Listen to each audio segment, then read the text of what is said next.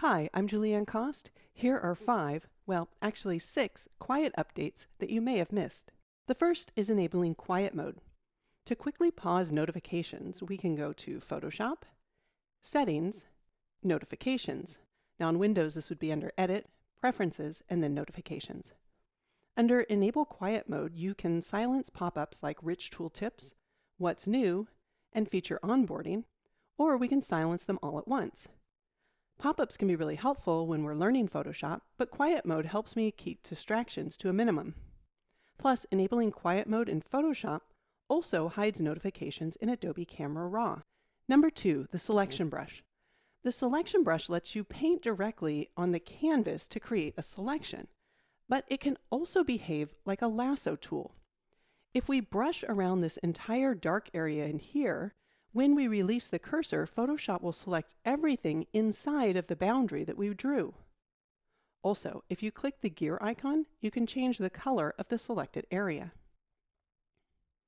Number 3, the Generative AI Model Picker.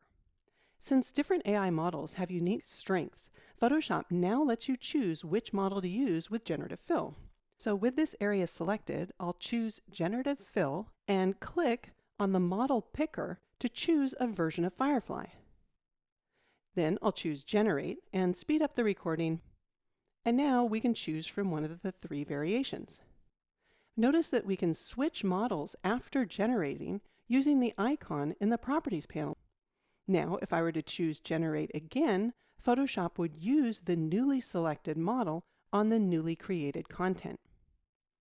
Currently, the Firefly site, which is firefly.adobe.com, uses Firefly Model 4, so I imagine that Photoshop will provide additional models in the future. All right, 4, curves. Let's add a curves adjustment layer to this image. When you switch to the red, green, or blue channels, Photoshop now displays a color gradient as a visual guide, making adjustments more intuitive. Plus, resizing the Properties panel also resizes the curve itself, giving us more precision when fine-tuning our edits.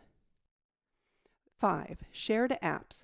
If we want to quickly share the current document, we can click the share icon and choose share to apps. We can then use the gear icon to select a format and choose from the original size or select a smaller version, and then choose our destination. On Mac OS, you can also send files to additional apps such as AirDrop. And one more bonus tip, the star tool. So the star tool, which is nested with the other vector shapes, can now be adjusted using on-canvas controls, the contextual taskbar, or the Properties panel. We can use the transform handles to resize the shape. Be sure to hold down the Shift key if you want to constrain proportions.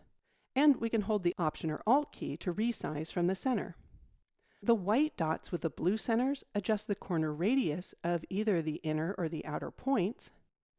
You can also use the radius icon in the contextual taskbar to change both corner radius together or unlink them to edit each one independently.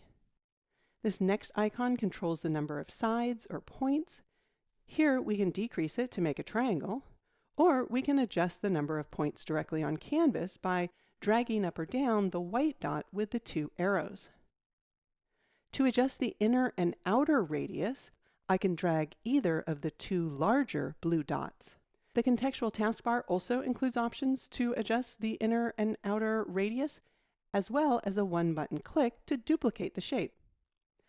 Now, if you prefer to use the Properties panel, that's fine because you'll find all of the same options, except for the duplication of the shape on that panel.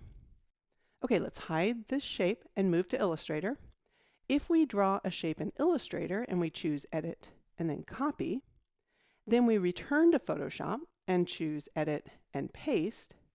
If we select Paste as Layers, when we reveal the contents of the group in a Layers panel and we select that pasted layer, we can see that its editable properties remain live in Photoshop and can be edited using the on-screen controls, the contextual taskbar, or the Properties panel.